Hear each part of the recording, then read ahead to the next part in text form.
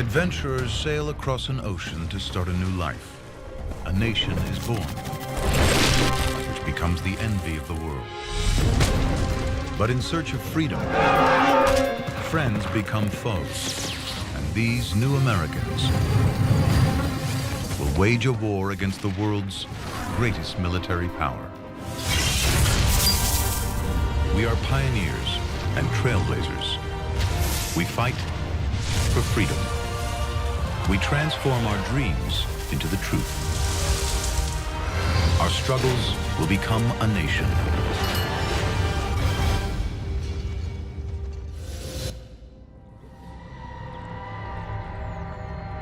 Shiploads of businessmen and true believers are crossing the Atlantic Ocean to create a new world.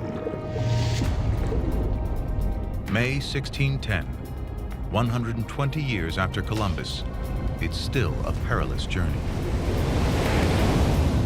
One ship, the Deliverance, carries a cargo that will change America forever. No hands over here. On board is John Rolfe, a 24-year-old English farmer, Give me a hand. ambitious, self-reliant, visionary, a born entrepreneur. Got it. There you What takes us 6 hours today by plane was then a voyage of more than 2 months. 7 of the early adventurers out of every 10 will be dead within a year. Land ahoy! But the risks are worth it. North America is the ultimate land of opportunity.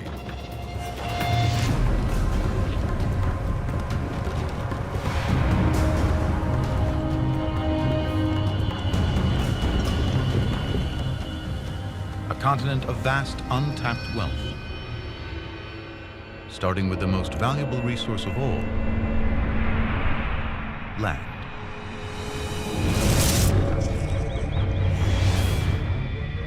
What will be home to more than 300 million people lies under a blanket of forest covering nearly half the land. More than 50 billion trees.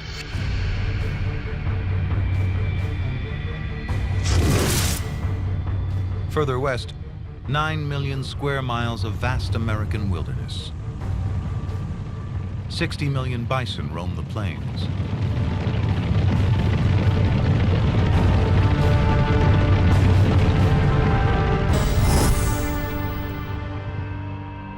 And underground, there are rumors of gems, silver, and the largest seams of gold in the world. The settlers expect nothing less than El Dorado.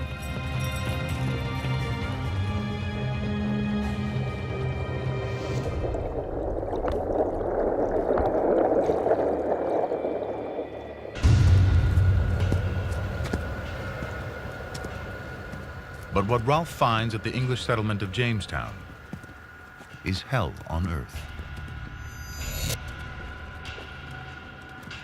More than 500 settlers made the journey before Rolfe. Hello?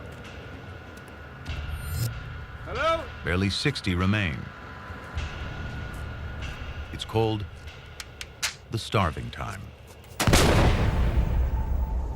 Having fed on horses and other animals, we ate boots, shoes, and any other leather we came across. 3 months before Rolfe arrives, a man is burned at the stake for killing his pregnant wife and planning to eat her.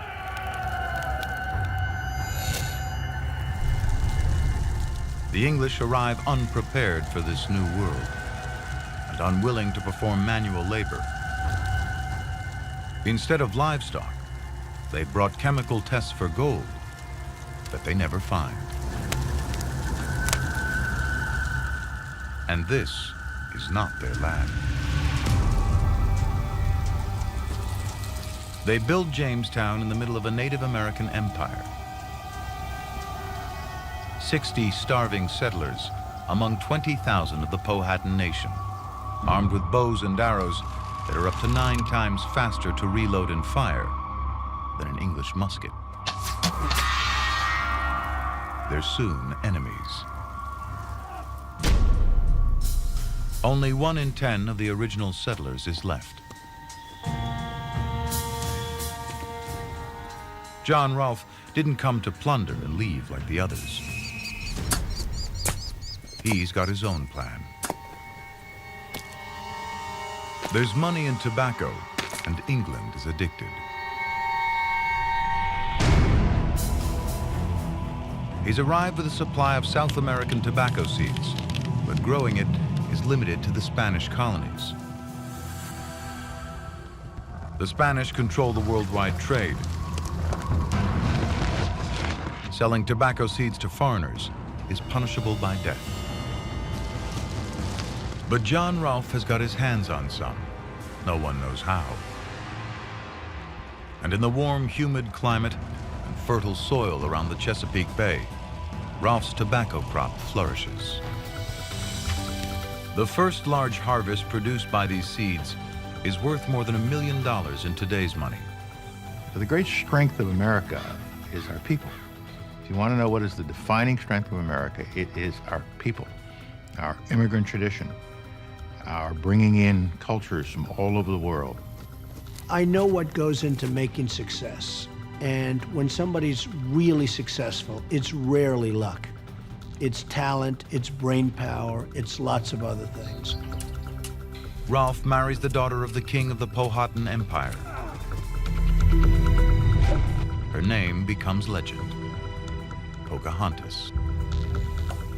In England, Rolfe makes her a celebrity when her face is put on a portrait that sells all over London, advertising life in the New World. Shakespeare mentions the colony. England's rich invest money here.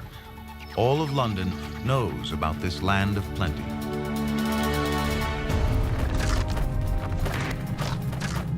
Within 2 years, tobacco grows in every garden.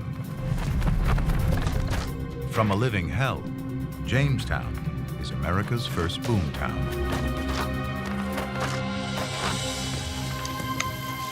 Two years later, nearly 1,000 more settlers arrived, including 19 from West Africa. Slaves.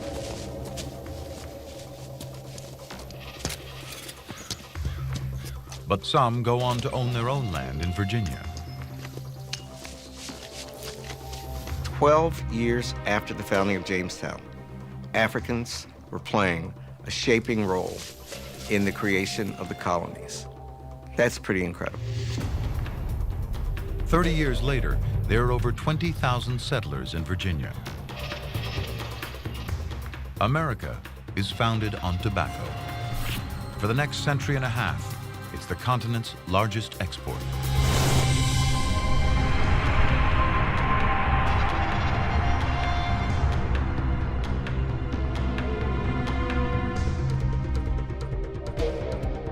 Ten years after Rolfe arrives in Jamestown, another group of English settlers lands in North America.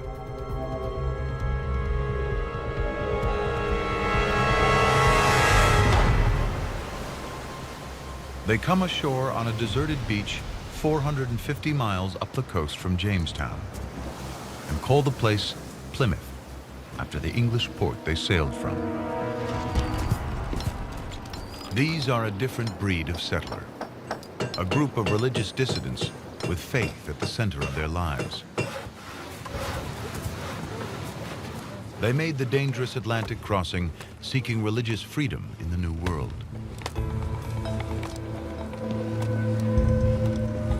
24-year-old apprentice printer Edward Winslow arrives with a group of religious sectarians on a boat called the Mayflower. By April 1621, their settlement is taking shape. The Mayflower returns to England.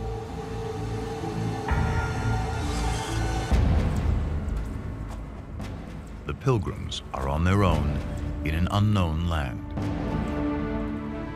A great hope and inward zeal we had of laying some great foundation for the propagating and advancing the gospel of the kingdom of Christ in those remote parts of the world.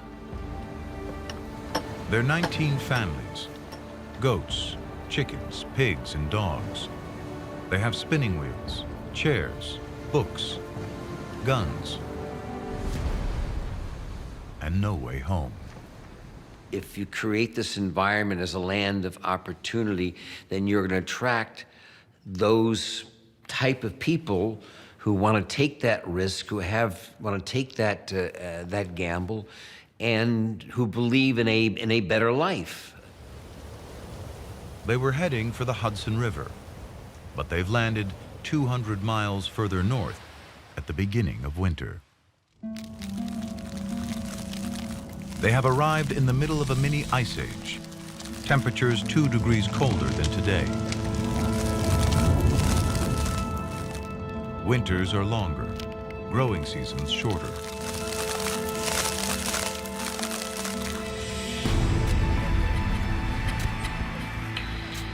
The soil is poor, little grows. Food supplies run low. In the first 3 months, more than half the pilgrims die. William Bradford is the governor of a community soon in desperate trouble. It pleased God to visit us with death daily. Disease was everywhere. The living were scarcely able to bury the dead. They died sometimes 2 or 3 a day. Of 100 and odd persons, scarce 50 remained. At times, only 6 are fit enough to continue building their shelters. Susanna White's husband dies that first winter. Edward Winslow's wife perishes a month after. Within weeks, White and Winslow marry. They'll have 5 children. Today, more than 10% of all Americans can trace their ancestry back to the Mayflower.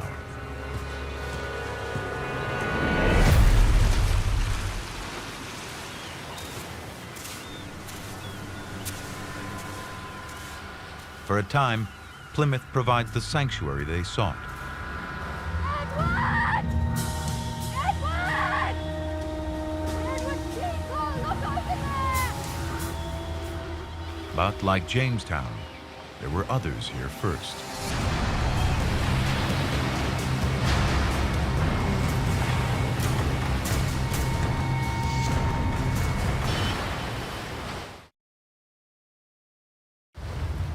April 1621. The Pilgrims have been in the New World for 5 months. Barely half survived the first winter. But they're not the first Europeans to arrive on this coast. 5 years before, European ships brought light-skinned people and plague. Almost 9 out of 10 of the local people are wiped out.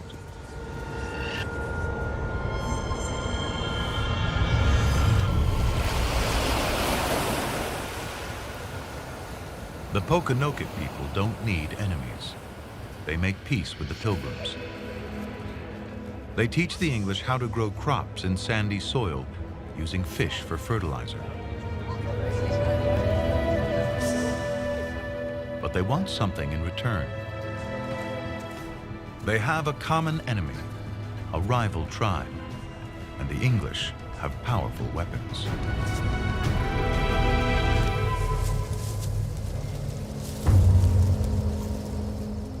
The Pilgrims aren't soldiers, but in the New World, they have to fight to survive.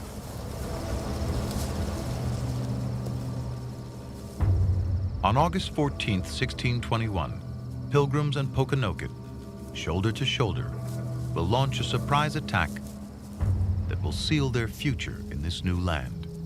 It was resolved to send 14 men, well armed, and to fall upon them in the night. The captain gave charge, let none pass out.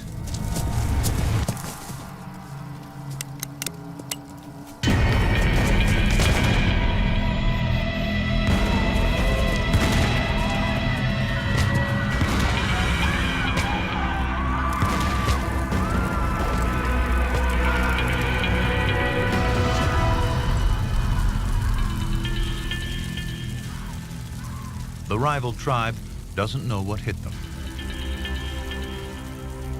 Surrounded, they have no answer for English firepower. Pokanoket and Pilgrims find common ground and a chance to survive.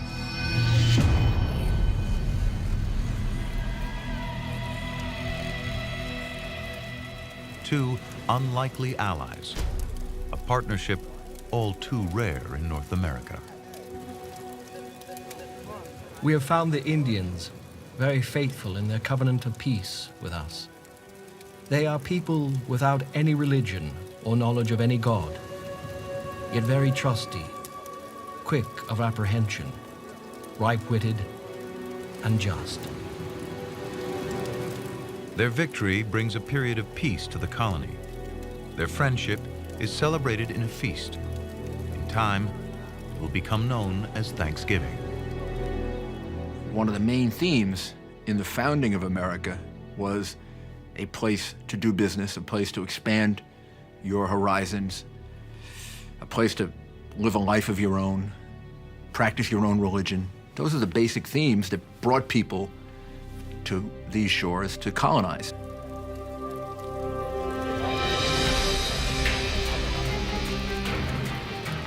It's the start of a period of prosperity that will transform North America. From Jamestown and Plymouth, their descendants grow across the landscape.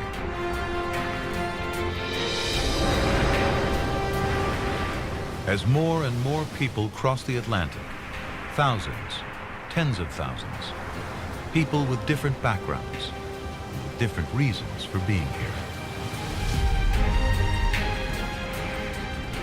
America becomes the place for everybody from everywhere. Rolling the dice, coming together to create 13 colonies. From Jamestown, agriculture spreads across the South. Dirt farms transform into sprawling plantations. Irish, Germans, and Swedes push back the frontier. The Dutch bring commerce to a small island at the mouth of the Hudson River. In time, it will be named New York. The colonists are 2 inches taller and far healthier than those they left behind in Europe. The Puritans average 8 children, and they are twice as likely to survive to adulthood. They are 20% richer and pay only 1/4 of the taxes of those in England. Many still think of themselves as British, but each generation grows further from its roots. Nowhere more so than Boston. May 9th, 1768. 7 generations after John Rolfe's first tobacco harvest, the British want a bigger piece of the action.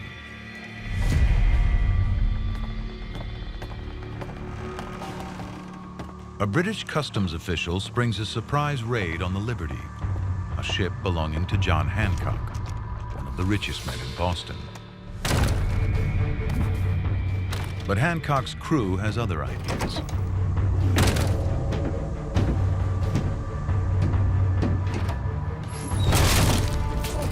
They're carrying 100 casks of imported wine and don't want to pay duty. It's a radical act of rebellion against taxes imposed by a king 3,000 miles away. To the British, they're just common smugglers. This small skirmish changes everything. The British seize Hancock's ship, triggering riots that sweep through Boston. We didn't want to pay taxes to a king and to a parliament where we didn't have a voice and we didn't have any representation. We have a natural resentment toward government, which was how we were born. The king sends 4,000 redcoats to Boston to enforce his laws. Boston was a city of commerce, culture, civilization, and revolution unfolding right before the eyes of the colonists and the eyes of the British.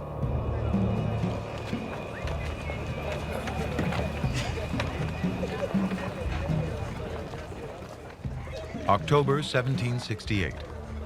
British soldiers clamp down on Boston. Port crucial to the British Empire and a hub of global trade and commerce.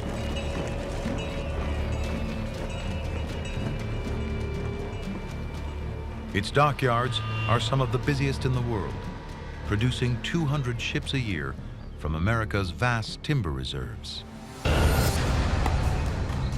A third of all British shipping is built in the colonies.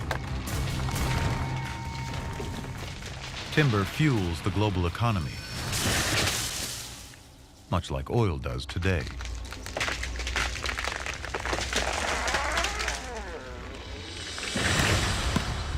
Across New England, marks identify the tallest, strongest trees selected by the Crown for British ships. England has lost most of its forests. It wants American wood.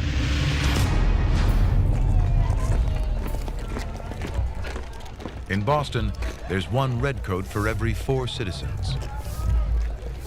It's a city under occupation. Paul Revere is a silversmith and one of Boston's prominent businessmen. An unlikely subversive. They formed and marched with insolent parade. Drums beating, fifes playing, and colors flying. Each soldier having received 16 rounds of powder and ball. He is an upper middle class figure, someone who has risen through his own efforts, his own talent. He represents what we have created on our own with very little help from our cousins across the Atlantic. But when revolution comes to North America, Revere will be at the center of it.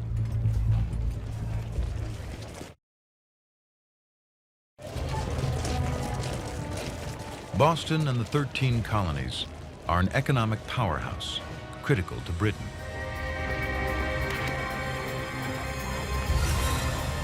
Nearly 40% of everything exported from Britain makes its way to America. The fishing fleet ships thousands of tons of salted cod to the Caribbean. It returns with sugar and molasses, raw material for rum, taxed by the British after every exchange. In Africa, rum is the currency used to purchase the most profitable cargo of all.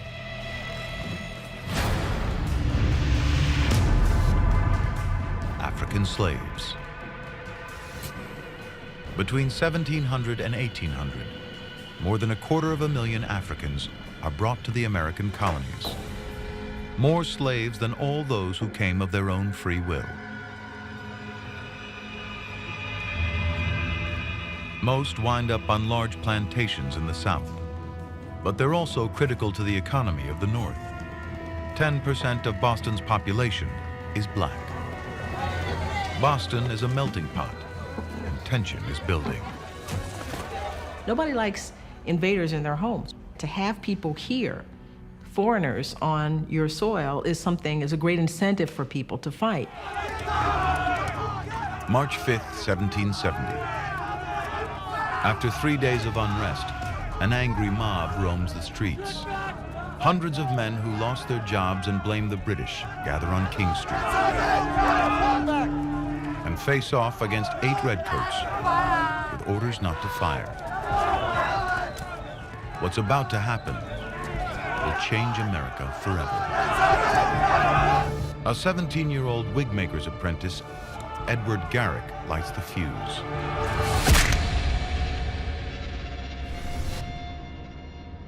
This is how wars start.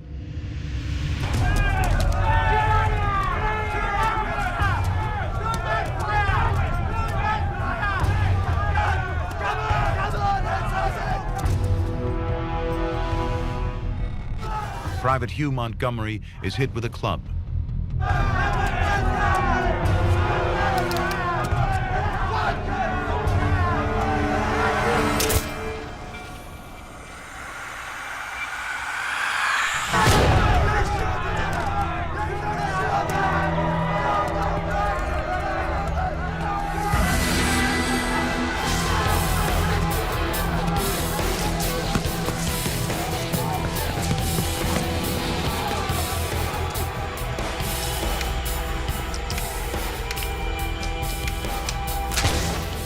An African-American, Crispus Attucks, dies instantly.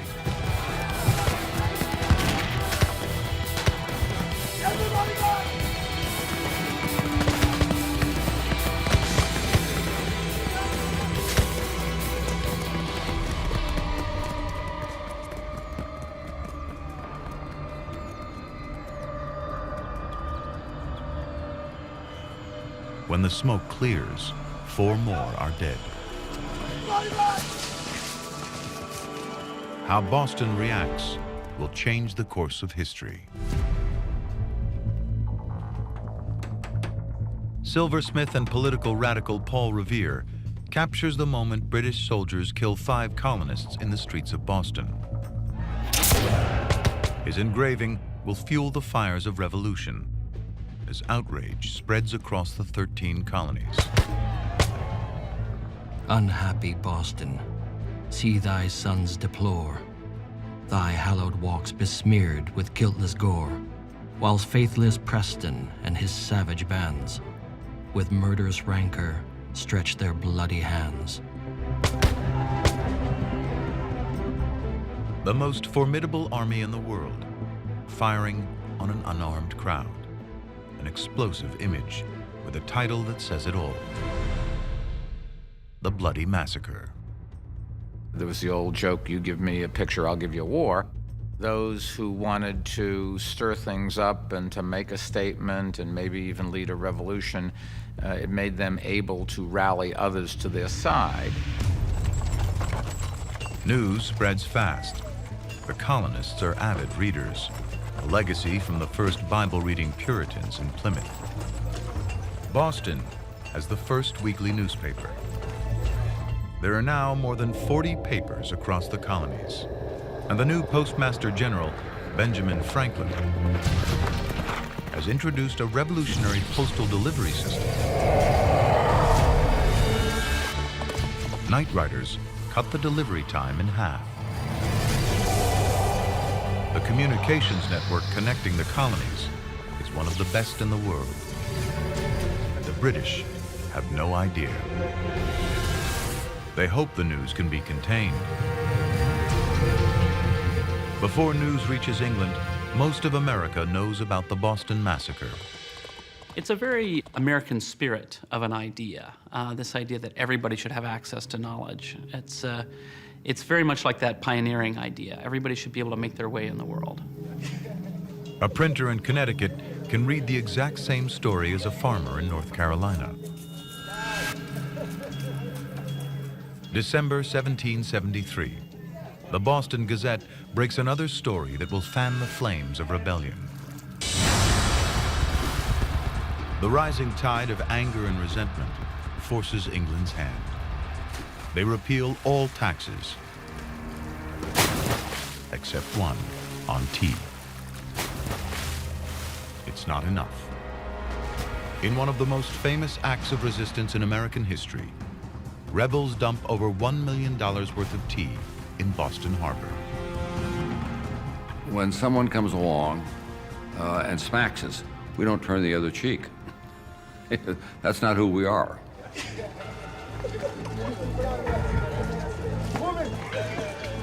The British respond by shutting down Boston Harbor, one of America's busiest, wealthiest ports.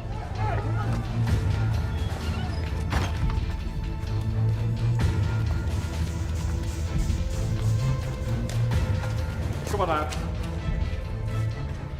Hundreds lose their jobs. Come on out. The British mean to strangle any resistance from the rebellious colony of Massachusetts. America is about to change forever.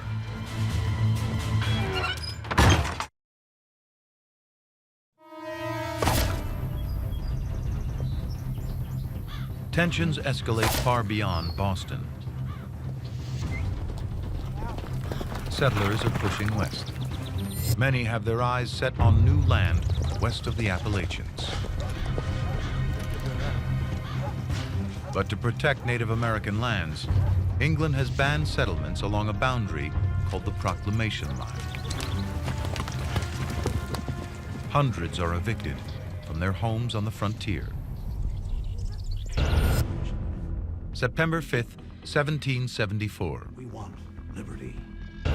Incensed at the British actions, 56 delegates from across the colonies gather at the First Continental Congress in Philadelphia. It's the first step on the road to American democracy.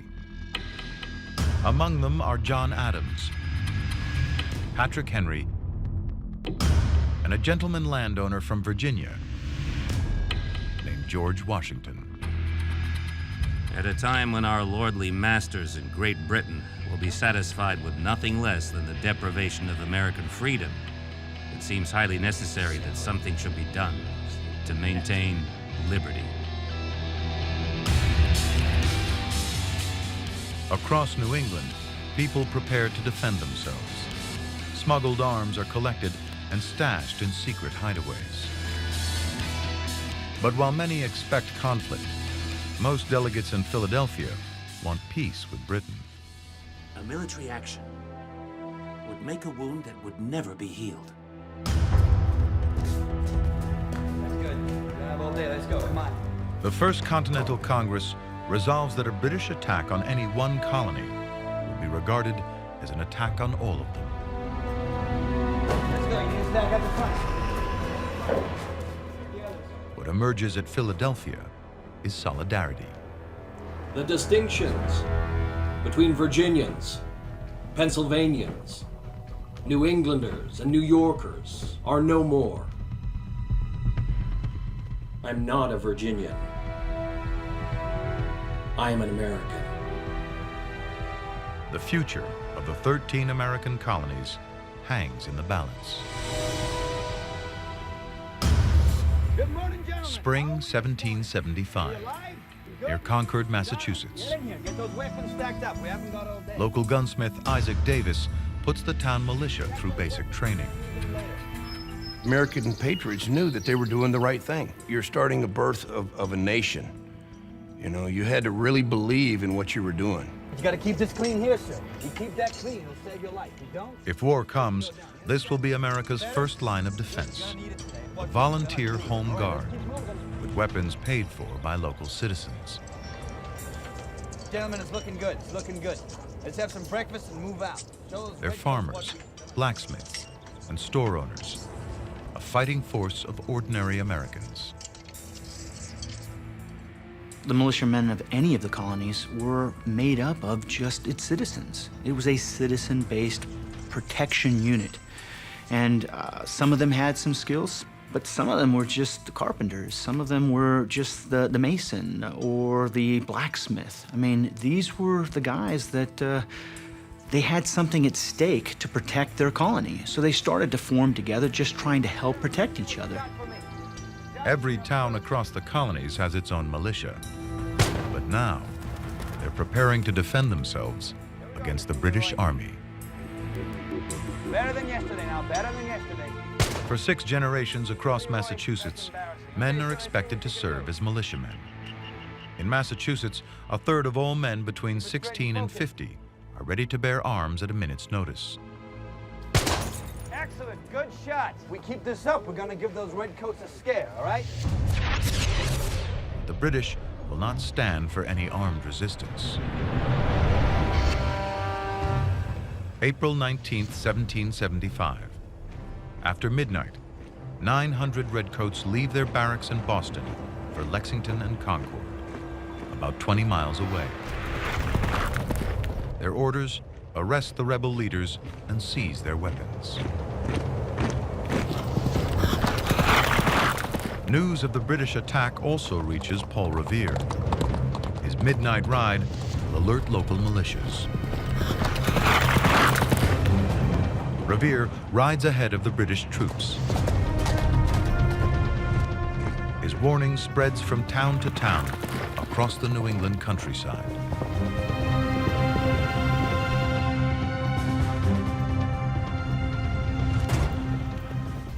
Paul Revere reaches Lexington in time to spread the word. The British are coming. We need to warn the militia. Get them together. Come on.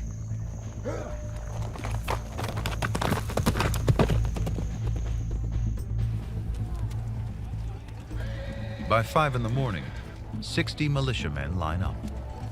They're commanded by a farmer, John Parker. They're faced off against hundreds of well-armed and highly experienced British soldiers.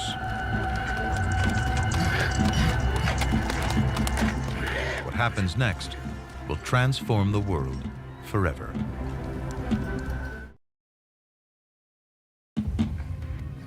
Sunrise, April 19th, 1775. On one side, 60 men, poorly armed and barely trained. On the other, hundreds of the most powerful army in the world. Men who have only been active for a handful of months versus an army that in the past 20 years has fought on 5 continents and defeated everything in its path. For these rebels, the fight is for nothing less than freedom itself. These guys were revolutionaries, they were scallywags, they were rebels. Some of them were gentlemen farmers, some of them were overeducated, some of them were undereducated. It really was the birth of a nation. The Lexington militia gathers on the village common, dairy farmers and shopkeepers. But also among them are free African Americans and slaves. It is a unique experience that African Americans have had in the military in America. African Americans fought for the country even before it was a country. African Americans like Prince Estabrook. You give me training, you give me a weapon, and I can perform as well as you can, then there is no power on earth that's going to hold me down forever. Stand your ground. Don't fire unless fired upon. But if we mean to have war, let it begin here. Captain John Parker once fought on the side of the British. A quarter of the men standing at his side are related to him.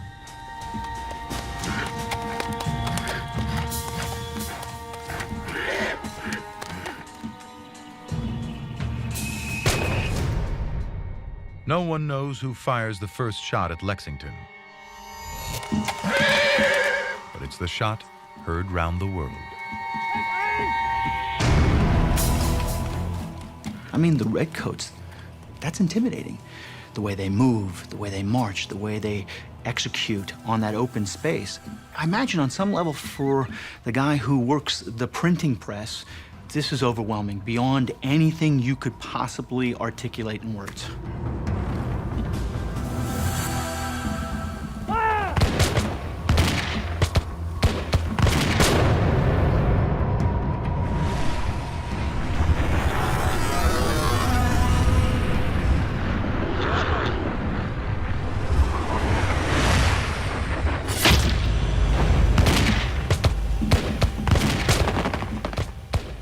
Prince Estabrook is hit in the first volley.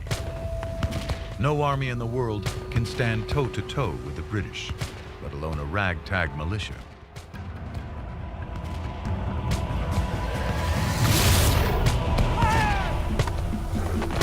The British fired up to 4 times the rate of the militia.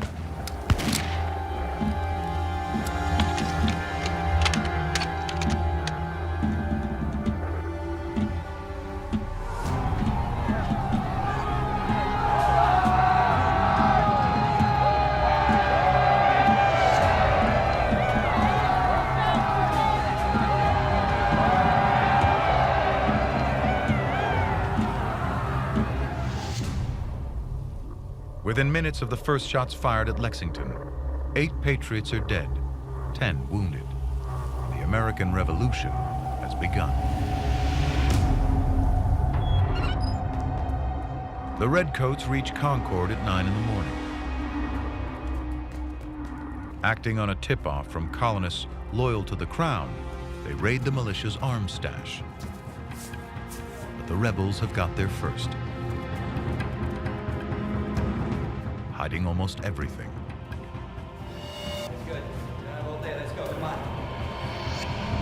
Rest in.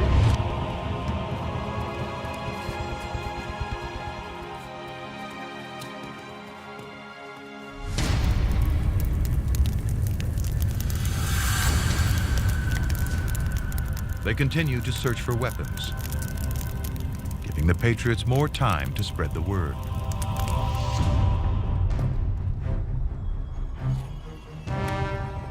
The militia gathers just outside the town of Concord.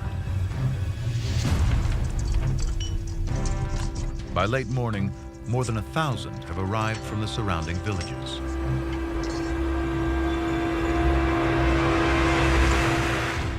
Their plan, to defend their towns against the British. Let's go!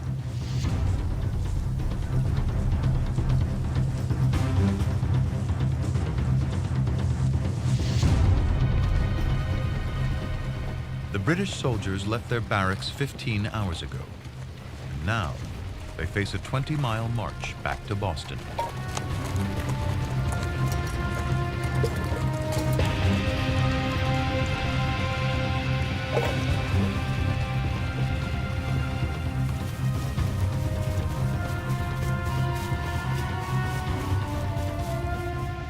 Shattered lives.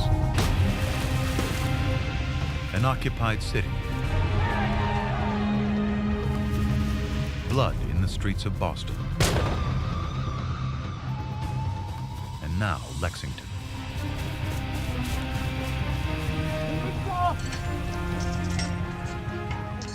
A people unified in the fight against tyranny.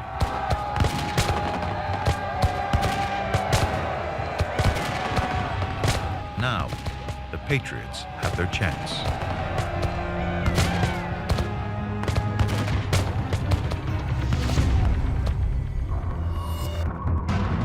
Gunsmith and militia leader Isaac Davis takes a bullet through the heart.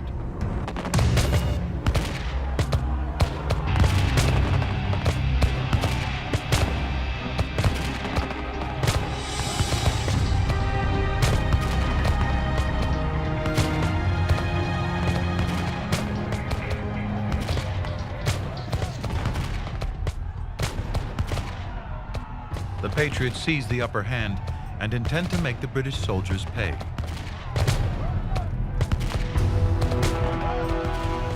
They shadow the Redcoats' march, firing on them the entire way. A third are killed or wounded.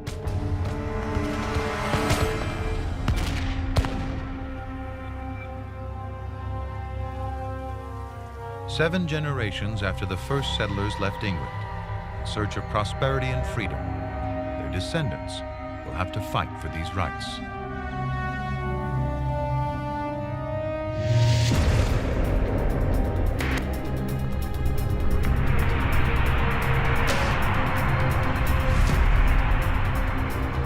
Standing in their way is the might of the world's greatest military superpower.